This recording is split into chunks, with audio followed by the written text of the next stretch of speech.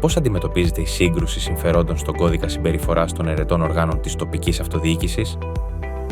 Ο κώδικας αναφέρει ότι η σύγκρουση συμφερόντων προκύπτει όταν ένας ερετός της τοπικής αυτοδιοίκησης εξυπηρετεί εν γνώση του, κατά την άσκηση των καθηκόντων του, οικονομικά ή άλλα ιδιωτικά συμφέροντα, είτε του ιδίου είτε άλλου φυσικού ή νομικού προσώπου, σε βάρος του δημόσιου συμφέροντος. Ποια είναι τα καθήκοντα των ερετών οργάνων της τοπικής αυτοδιοίκησης όσον αφορά την πρόληψη φαινομένων σύγκρουσης συμφερόντων?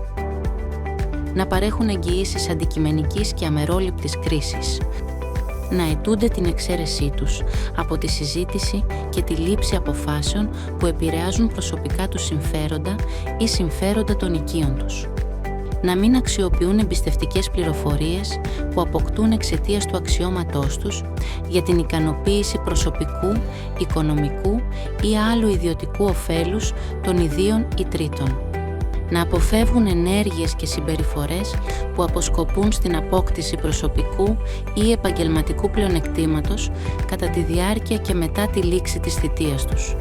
Ένα δημοτικό συμβούλιο καλείται να λάβει απόφαση σχετικά με την αναδιαμόρφωση του δημαρχείου, καθώς δεν εξασφαλίζεται η προσπέλαση των ατόμων με κινητικές δυσκολίες.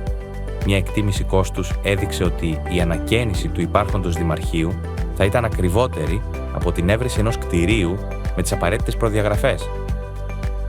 Ο Κώστας, ο οποίος είναι δημοτικός σύμβουλος, ενημέρωσε γι' αυτό έναν φίλο του, ο οποίος του λέει ότι διαθέτει ένα κτίριο που πληρεί τις προδιαγραφές για την εγκατάσταση του δημαρχείου και θα υποβάλει σχετική προσφορά.